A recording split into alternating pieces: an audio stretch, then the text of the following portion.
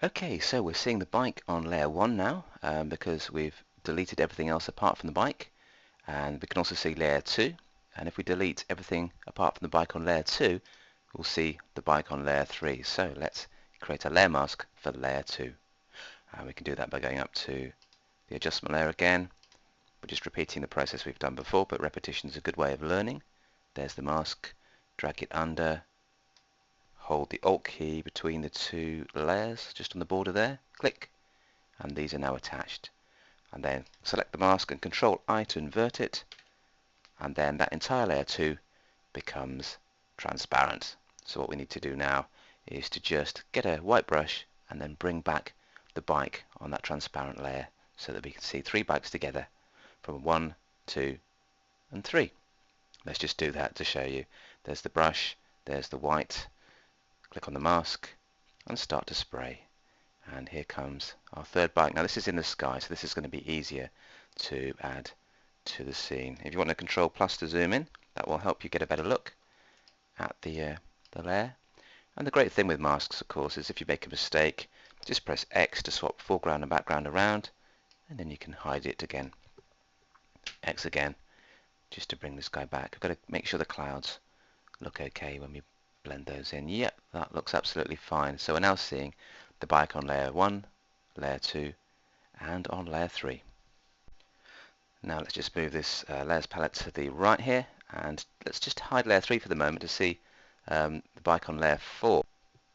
And if I turn that layer on and off, it looks like the bikes are going to overlap, so we need to do a little bit of tweaking there and possibly move the bike on layer 4 around a little bit. So let's create a layer mask for layer 3. Do that quite quickly now because you've seen this already. Pop that down there, hold down Alt, Control I again, and now let's start to poke a hole in a layer 3 to reveal layer 4 with the brush tool. So let's just click and spray. So far so good, but there will be a slight problem with the overlap because the shutter speed was going very fast on the camera, and therefore we actually have caught the bike overlapping itself. So we need to move the bike on layer 4, and to do that click layer 4, press V to get the move tool, and then just bring the bike across. Now it's moving the sky, but don't worry too much about that because what we're going to do is now go and create a mask for layer 4 and mask out everything apart from the bike itself, because you can see down here you've got all sorts of problems with the background layer. You've got extra legs appearing, so we need to do a lot of masking on this particular layer.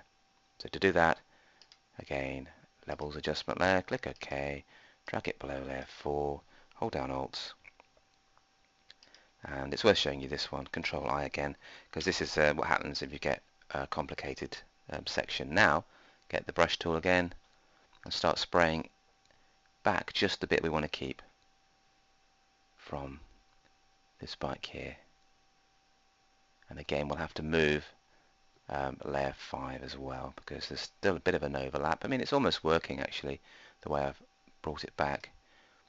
You could press X and try and then hide parts of layer 4 just to reveal the bike on layer 5. So you do have a bit of an overlap. That's not necessarily a problem. So let's go to layer 5, create a new adjustment layer, click OK, pop it below.